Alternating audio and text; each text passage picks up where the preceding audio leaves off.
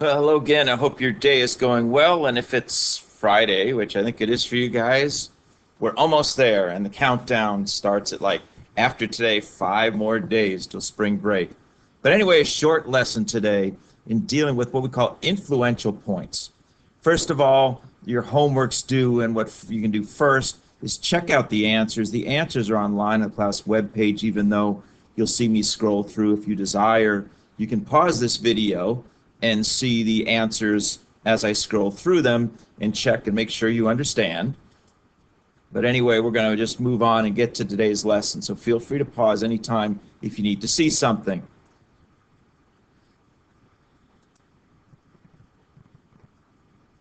So first of all, we're going to look at some data here.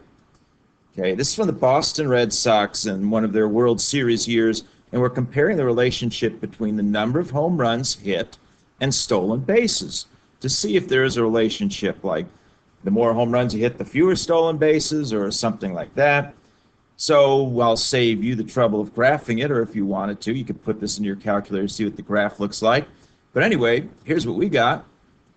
So here it is. We did correlation, as we did in the last lesson, which is negative 0.35, which means there's a negative relationship.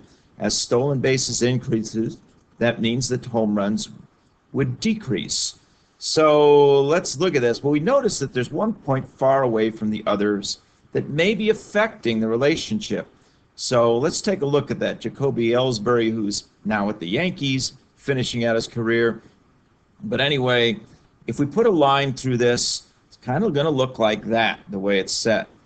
But what would it look like if we took away that one point that appears to be an outlier, which we might call an influential point, that has a severe impact on the relationship here? Let's take that point away, and you'll notice the graph has been reset here. Instead of going all the way to 70, it only goes to 22.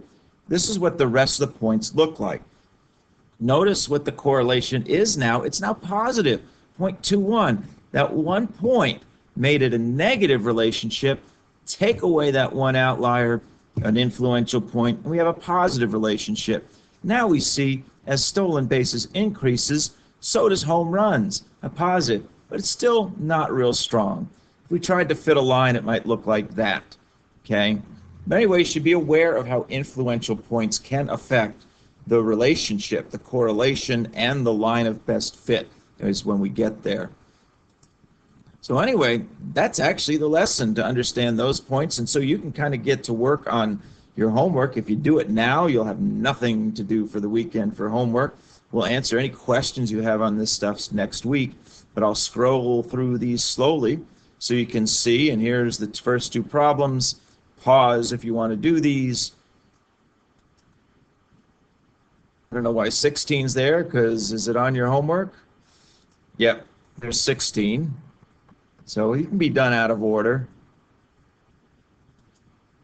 23. And 24. And 25. So anyway, have a great weekend. Please take care of getting this done in class, and we will see you next week.